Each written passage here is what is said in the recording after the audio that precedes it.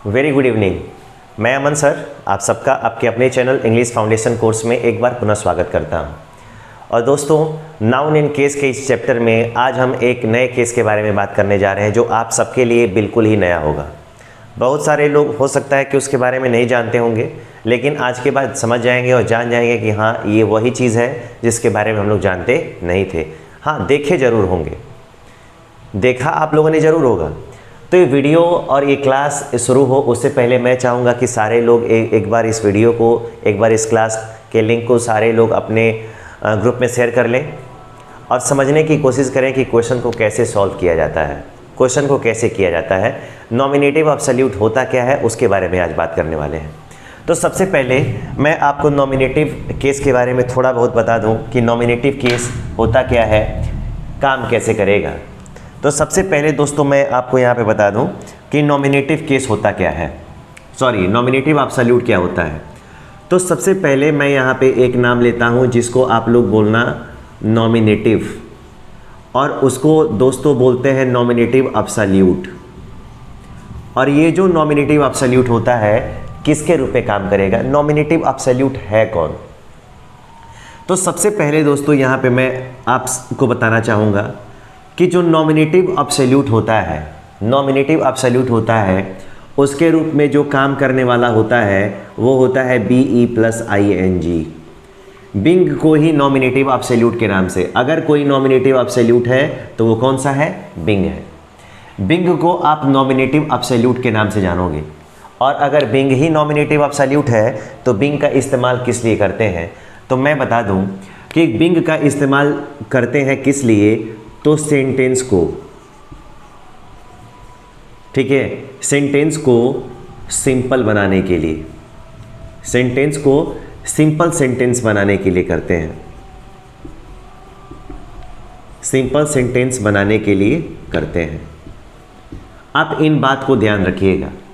सबसे पहले आपको मैं और एक चीज़ बता दूं कि अगर आप लोगों ने पहली बार नॉमिनेटिव एब्सोल्यूट का कॉन्सेप्ट पढ़ना स्टार्ट किया है, जितने भी लोग नए तरीके से आप सीख रहे हैं कि नॉमिनेटिव एब्सोल्यूट है क्या, नॉमिनेटिव एब्सोल्यूट के क्वेश्चंस आपके एग्जाम में कैसे आएंगे, तो मैं उन सारे विद्यार्थियों को एकदम क्लियरली बता देना चाहता हूँ कि अगर आपके लिए ये शब्द नया है नॉमिनेटिव एब्सोल्यूट, नाम जान गए ना, एक चीज़ क्लियर हो गई कि नॉमिनेटिव एब्सोल्यूट नाम की कोई चीज़ इंग्लिश के ग्रामर में होती है, ये क्लियर हो गया।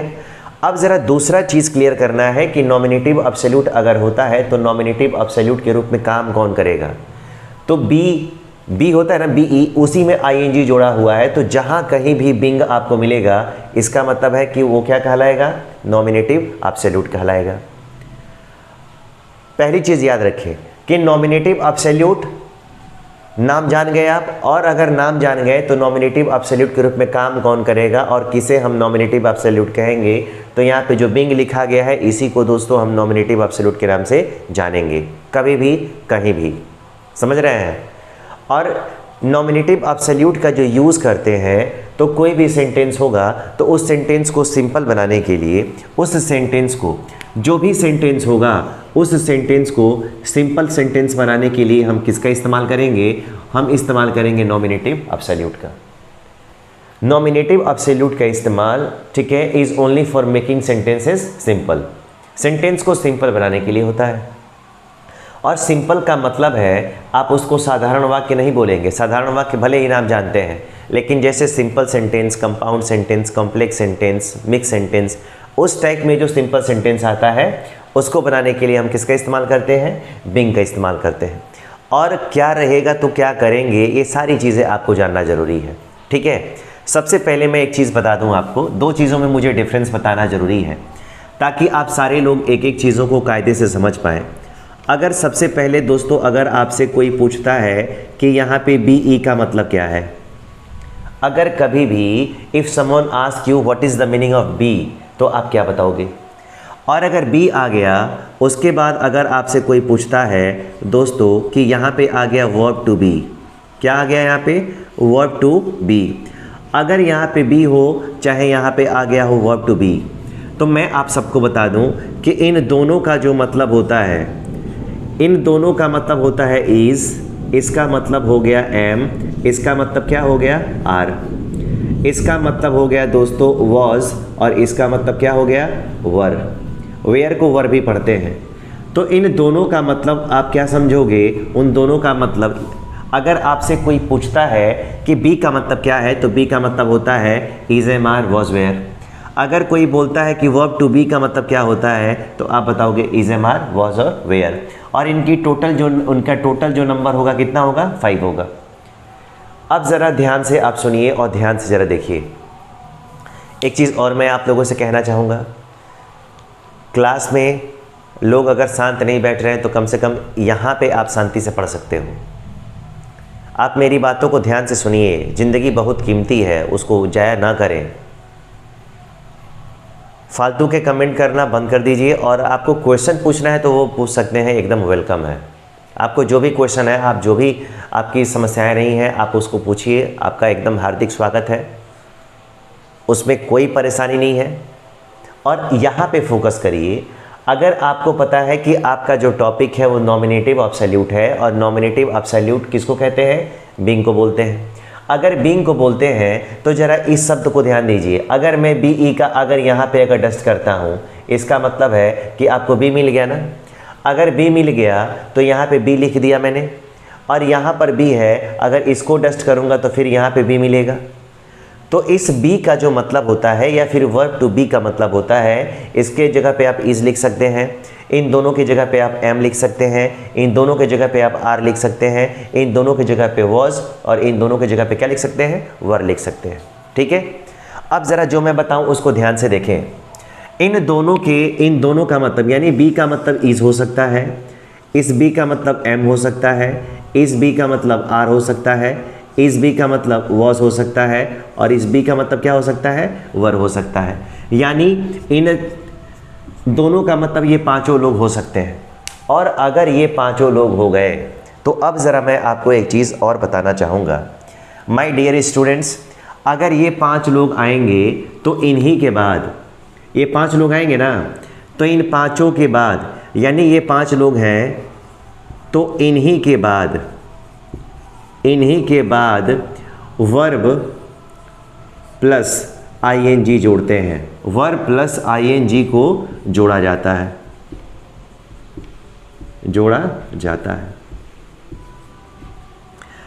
ये जो 5 आएंगे, इसके बाद वर्ब का आईएनजी फॉर्म, एम के बाद वर्ब का आईएनजी फॉर्म, आर के बाद, वॉज के बाद और वेयर के बाद, यानी इन्हीं सब पांचों क्रियाओं के बाद, यानी कि इन्हीं 5 हेल्पिंग वर्ब्स के बाद आपको वर्ब प्लस आईएनजी का इस्तेमाल करना होता है पूरे इंग्लिश के ग्रामर में। अगर इस लिख दिया गया है, इसका मतलब है कि रीड नहीं रीडिंग होना चाहिए। एम लिख दिया जाए तो प्ले नहीं प्लेइंग होना चाहिए। आर लिख दिया जाए तो ईट नहीं ईटिंग होना चाहिए। वॉच लिख दिया जाए तो स्लिप नहीं स्लिपिंग होना चाहिए। वर लिख दिया जाए तो वॉच नहीं वॉचिंग होना चाहिए। यानी ये 5 हेल्पिंग वर्ब अगर आएगी तो इन्हीं के बाद आपको वर्ब का आईएनजी फॉर्म जोड़ना होता है। ठीक है, अब ज़रा आप ये बताइए, अगर सेंटेंस में हमको बीइंग का इस्तेमाल करना है तो इस आईएनजी का इस्तेमाल कब करोगे आप? इस आईएनजी का इस्तेमाल तो तब करोगे ना जब सेंटेंस में is am are was were होगा। ध्यान से सुनिए जो मैं कह रहा हूँ। मैंने कहा कि कभी भी अगर कोई वर्ब आती है, कोई भी वर्ब आएगी, तो उस वर्ब में वर्ब का आईएनजी फॉर्म आप कब जोड़ोगे? तो आईएनजी का फॉर्म तब जोड़ोगे जब सेंटेंस में इज एम आर वॉज और वर में से कोई चीज़ रहा हो। और जब बी का मतलब ही is am are was were होता है तो फिर इज एम आर को लिखने की क्या ज़रूरत है? एक बार और से मैं रिपीट करना चाहता हूँ। मैं नहीं चाहता हूँ कि कोई भी चीज़ हड़बड़ी में पढ़ी जाए। एक चीज़ और ध्यान दीजिए, अगर यहाँ पे बी का मतलब होता है इज एम आर वॉज और वेयर, अगर इस बी का मतलब is am are was were होता है तो इसी is am are was were के बाद में वर्ब का आईएनजी जोड़ते हो। अगर वर्ब का आईएनजी जोड़ना है और इन्हीं 5 के बाद जोड़ना है तो इसी बी का मतलब is am are was were होता है, तो फिर हमको इसको लिखने की ज़रूरत ही नहीं है। इसको लिखने की हमको ज़रूरत ही नहीं है। समझ रहे हैं आप? तो इसका इस्तेमाल कैसे करेंगे अभी नहीं समझ में आया है तो कोई प्रॉब्लम नहीं है, आराम से अभी देख लिया ना कि भी अगर 2-3 पॉइंट याद रखो, कैसे याद रखोगे वो आपका काम है। आप अगर कुछ भी, जितने लोग बाद में जुड़ रहे हैं मैं एक बार फिर से रिपीट कर दूं, अगर आप नॉमिनेटिव एब्सोल्यूट पढ़ रहे हो तो पहले आप नाम जान गए कि नॉमिनेटिव एब्सोल्यूट हम टॉपिक पढ़ रहे हैं। और मैं मानता हूं कि नॉमिनेटिव एब्सोल्यूट क्या है, कौन है, कैसे आता है, आपको कुछ नहीं मालूम है, आप एकदम नील बट्टा सन्नाटा है, लेकिन आपके दिमाग में आ गया कि नॉमिनेटिव एब्सोल्यूट कोई वर्ड होता है, कोई हेडिंग होती है, कोई टॉपिक होता है जो इंग्लिश ग्रामर में होता है, उसको हमें पढ़ना है। पहली चीज़ नाम याद आ गया। अगर नाम याद आ गया तो अगर कोई पूछता है कि किसको नॉमिनेटिव एब्सोल्यूट कहोगे तो BEING, बिंग को आप किसके नाम से जानोगे, नॉमिनेटिव एब्सोल्यूट के नाम से जानोगे। और ये जो नॉमिनेटिव एब्सोल्यूट होगा, इस नॉमिनेटिव एब्सोल्यूट का जो इस्तेमाल होगा, जो यूज़ होगा, वो सेंटेंस को सिंपल बनाने के लिए हम करेंगे। तीसरी चीज़। अब चौथी चीज़ क्या है कि अगर आपसे कोई पूछता है कि बी का मतलब क्या होगा, तो आपको बताना होगा कि बी का ये जो मतलब है, बी का मतलब इज हो सकता है, एम हो सकता है, आर, आज और वेयर, ये पांचों हो सकता है।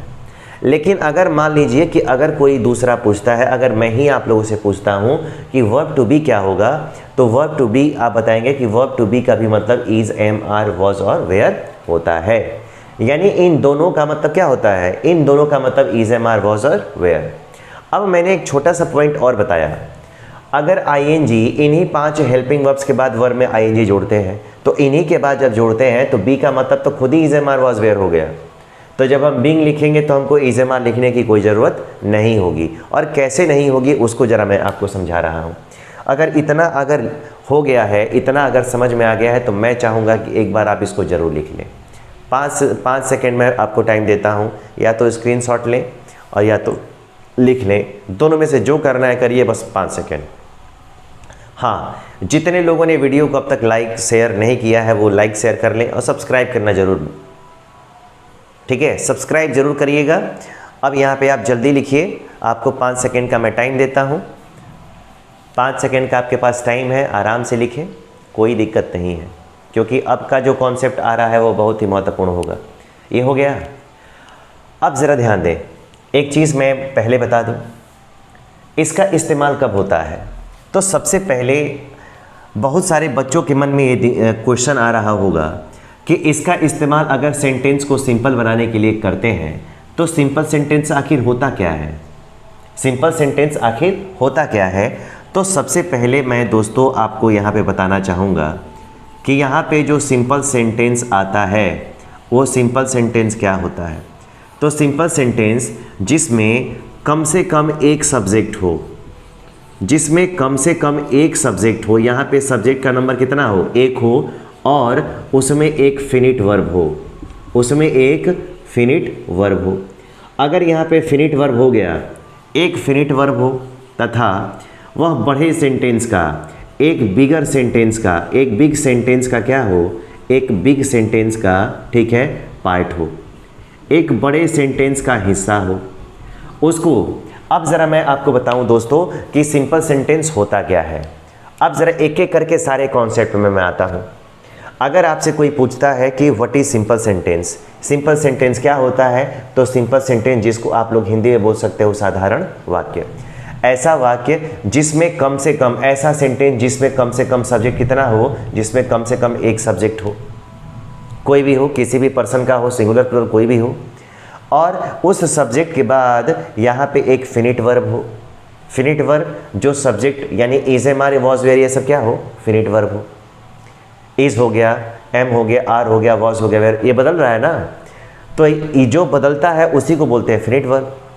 तो कम से कम एक सब्जेक्ट हो, एक फिनिट वर्ब हो, और वह एक बड़े सेंटेंस का, वह एक बड़े सेंटेंस का पार्ट हो, ऐसे चीज़ को हम क्या बोलेंगे, सिंपल सेंटेंस। और इसी सिंपल सेंटेंस को बनाने के लिए आपको किसका इस्तेमाल करना है, नॉमिनेटिव एब्सोल्यूट का। अब ज़रा किस वे में इस्तेमाल करेंगे वो ज़रा मैं अब आपको धीरे से बताता हूँ, आराम से समझिए और आप उसको लिखते भी रहिए, इसको लिखते भी रहिए, क्योंकि जितना बिना लिखे कुछ होने वाला नहीं है। ये वीडियो एंटरटेनमेंट वाला नहीं है, ये वीडियो एजुकेशनल वीडियो है, और एजुकेशनल वीडियो उतने इंटरेस्टिंग नहीं होते जितना बाकी होता है, ठीक है। अब इस पे काम कैसे करेंगे तो मैं आप सबको बताऊं। आप इसका फॉर्मूला तो सबसे पहले याद रखें, इसका फॉर्मूला आप याद रखें कि कैसे आता है। सबसे पहले यहाँ पे एक सब्जेक्ट होगा, और इस सब्जेक्ट के बाद क्या क्या हो सकता है, तो इस सब्जेक्ट के बाद आप इस को लिख सकते हो, इसके बाद आप एम को लिख सकते हो, इसके बाद आप आर को लिख लेना, इसके बाद आप वॉज को लिख लेना और यहाँ पे क्या लिख लेना, WERE वर। और यहाँ पे ऐसे होगा, ये आपका सेंटेंस नंबर 1 हो गया, ये सेंटेंस 1 हो गया। याद रखिए दूसरा क्या आएगा कि सबसे पहले यहाँ पे एक सब्जेक्ट होगा, सब्जेक्ट के बाद यहाँ पर और भी कुछ होगा। यहाँ पे मैं लिख लेता हूँ अदर वर्ड्स डायरेक्ट, अगर आपको कुछ आता है कि नहीं आता है उससे हमको मतलब नहीं है। यहाँ पे आ गया फुल स्टॉप और ये हो गया आपका सेंटेंस 2, ये आपका सेंटेंस हो गया 2।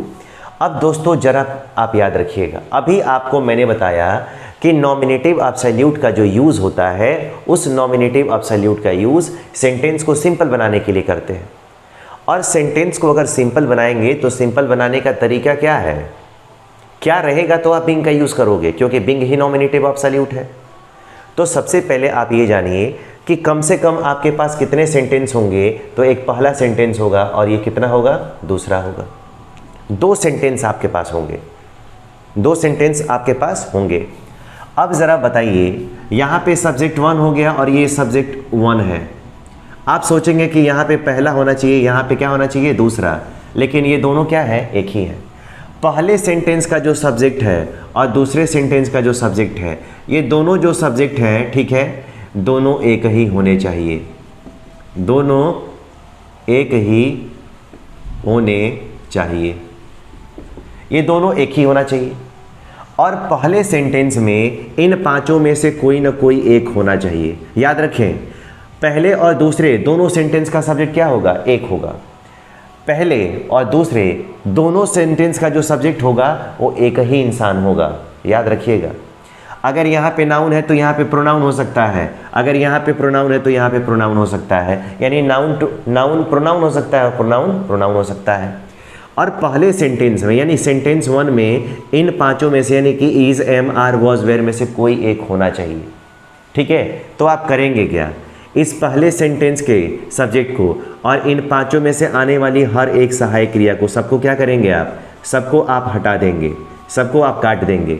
और ये जब दोनों कट गया तो यहाँ पे आप क्या करोगे, तो आप इन्हीं दोनों के बदले किसका इस्तेमाल करोगे, बिंग का इस्तेमाल करोगे। यहाँ पे जो फुल स्टॉप आएगा उसको कॉमा में बदल देना और दूसरा सेंटेंस,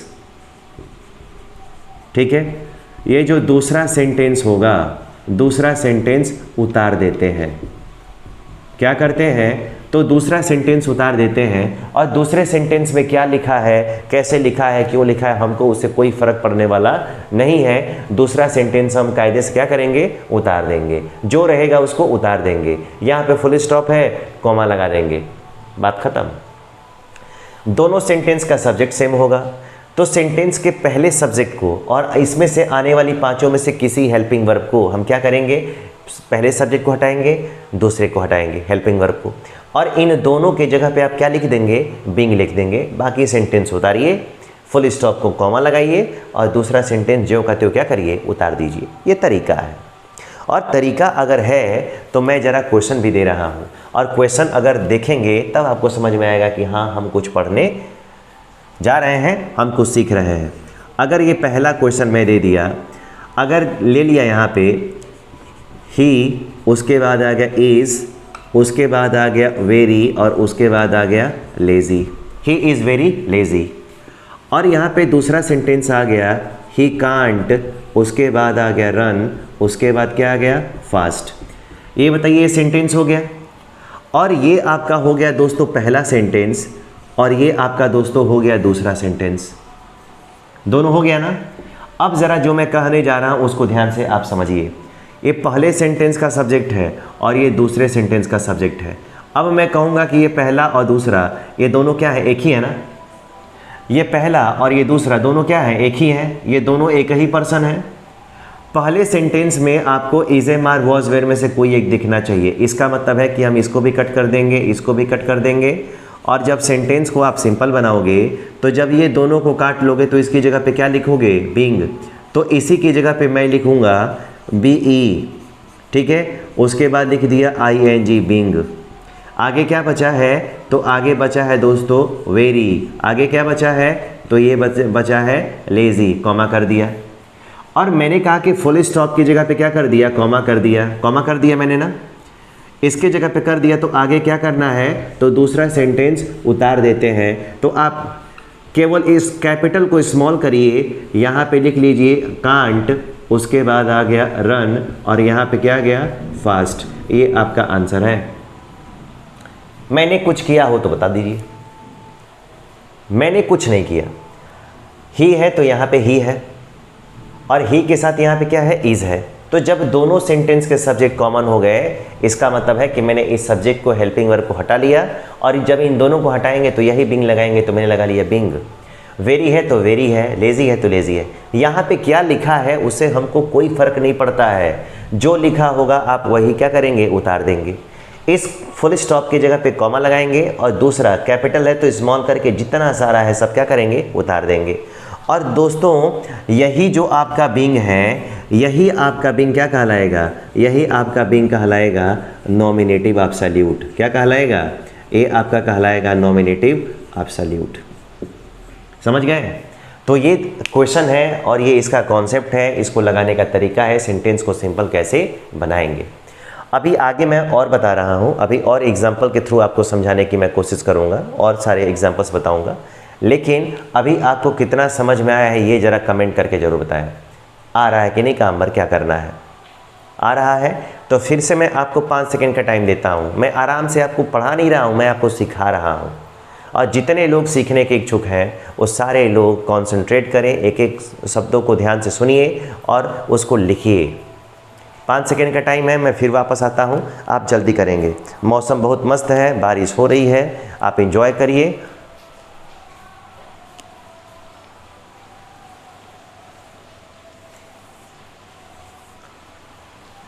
चलिए हो गया। तो मैं अब ज़रा दूसरे तरीके से समझाता हूँ।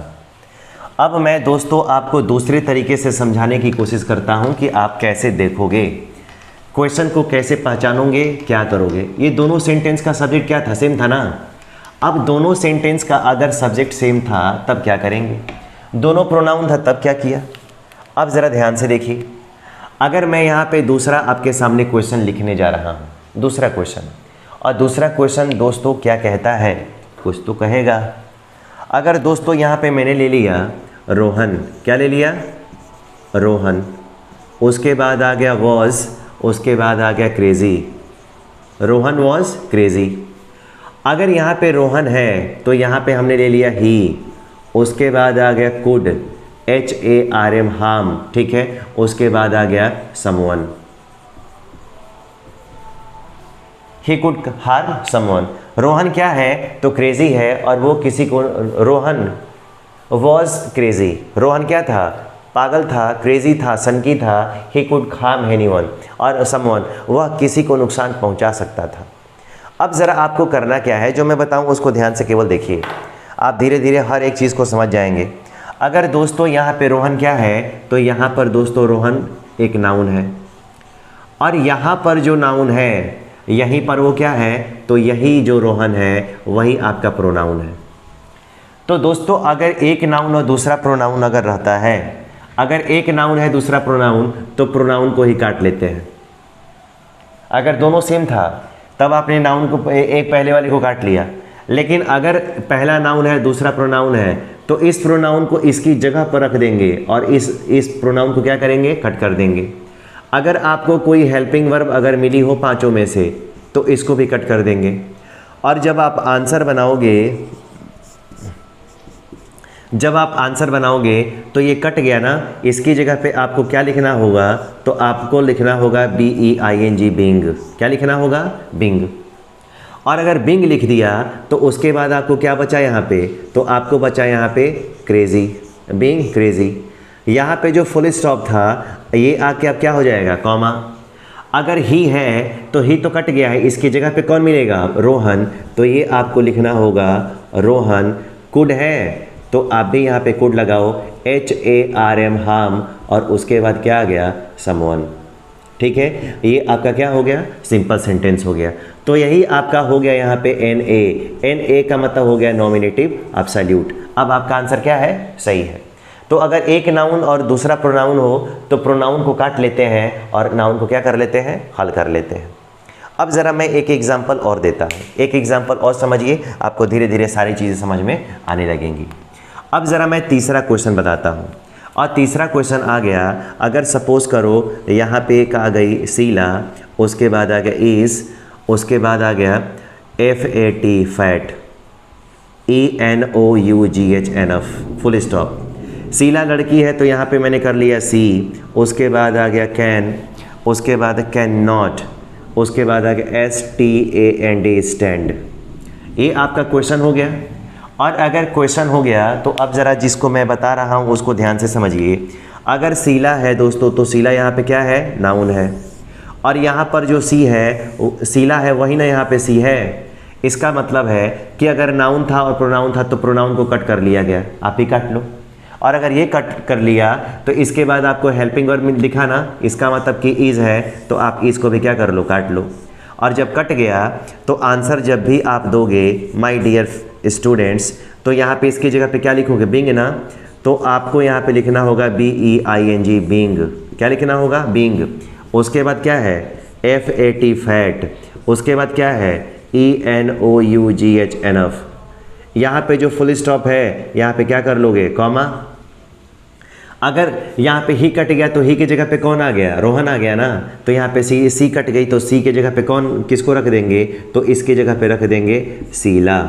उसके बाद यहाँ पे कैनॉट है तो दूसरा सेंटेंस आपको केवल उतारना है, आपको कोई मुसीबत नहीं मोल लेना है। अब आंसर क्या हो गया, करेक्ट हो गया।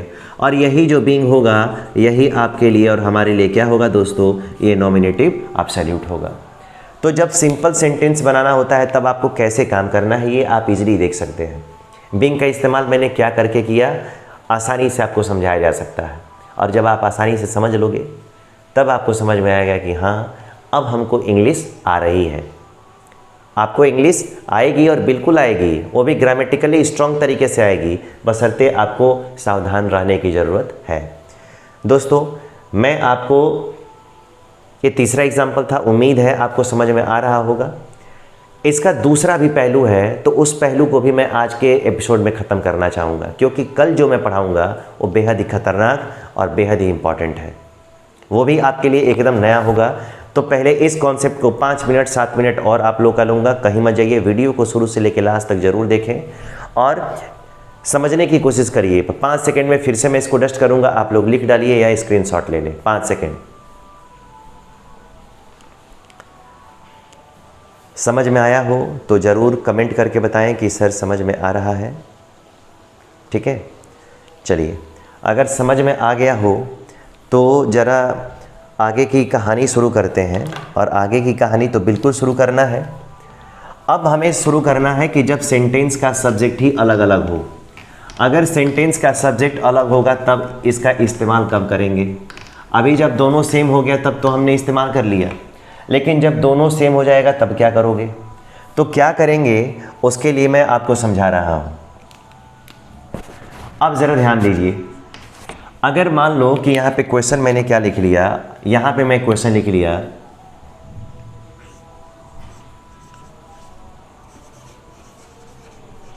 The weather is STORMY, the weather is stormy. उसके बाद आ गया वी, उसके बाद आ गया सेल, उसके बाद आ गया stay at home, stay at home. मौसम तूफानी है, हम घर पर ही रहेंगे। मौसम तूफानी है, हम घर पर ही रहेंगे। अब ज़रा मैं आपसे ये बोलूँ, कि यहाँ पे जो अगर सब्जेक्ट है तो यहाँ पे सब्जेक्ट आपका क्या है, यहाँ पे सब्जेक्ट आपका वी है। और अगर मैं यहाँ पे बात करूँ तो हेल्पिंग वर्ब तो है, और हेल्पिंग वर्ब के पहले आने वाला क्या होता है, वो भी सब्जेक्ट होता है। तो ये सब्जेक्ट 1 है और ये सब्जेक्ट क्या है, 2 है। और जो क्या सब्जेक्ट, वेदर का मतलब मौसम और वी का मतलब हम। जो रोहन था वही ही था और जो शीला थी वही सी था ना, यानी कि दोनों अलग होते हुए भी एक थे। लेकिन यहाँ पे मौसम और हमारा दूर दूर तक कोई कनेक्शन नहीं है। तो जब सब्जेक्ट अलग होगा तो आपको एक चीज़ और ध्यान देना होगा। पहले सेंटेंस में, दूसरा तो बदलने वाला नहीं है, जो पहला सेंटेंस होगा उसमें कोई नेचुरल इवेंट जरूर रहेगा। उसमें क्या रहेगा, उसमें पहले सेंटेंस में स्टॉर्मी का मतलब तूफानी और वेदर का मतलब मौसम। पहले सेंटेंस में कोई ना कोई नेचुरल इवेंट जरूर होगा। क्या होगा? नेचुरल इवेंट जरूर होगा। और अगर नेचुरल इवेंट होगा तब आप करने क्या वाले हो? आपको करना होगा कि जब इसका आप आंसर बना रहे होंगे तब आप ध्यान रखिएगा कि जो पहला सेंटेंस का सब्जेक्ट होगा उसको आप उतारना। तो यहाँ पे क्या हो गया? The weather. ये बताओ, उतार लिया। इसको तो कट करना है ना। इसको कट करने की जगह पे आपको लिखना होगा BEING, बिंग। क्या लिखना होगा? बिंग। स्टॉर्मी है तो हम भी यहाँ पे लिख लेंगे स्टॉर्मी। ये जो फुल स्टॉप है कॉमा लगा दिया। और दूसरा सेंटेंस क्या करना होता है? दूसरा सेंटेंस उतारना है। इसका मतलब है कि यहाँ पे आ गया वी, उसके बाद आ गया सेल, उसके बाद आ गया स्टे एट, और उसके बाद क्या आ गया दोस्तों? होम। ये आपका आंसर हो गया। और यही जो बिंग है ये आपका कहलाएगा नॉमिनेटिव एब्सोल्यूट।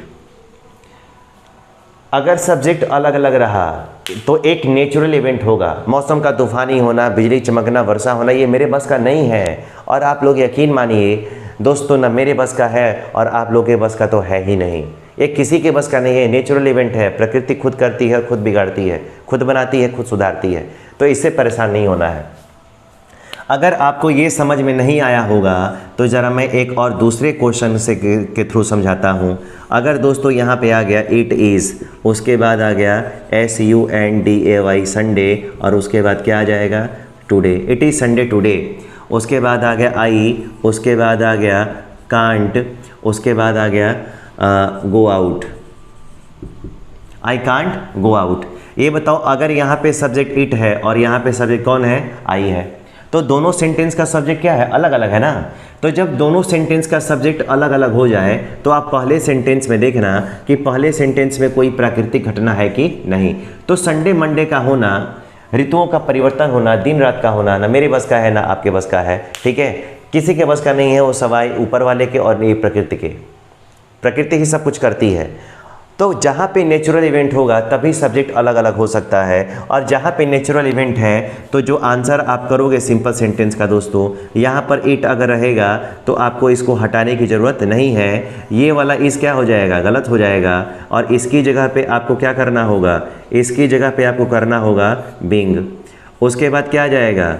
यहाँ पे आ जाएगा संडे, और यहाँ पर क्या आ जाएगा? TODAY।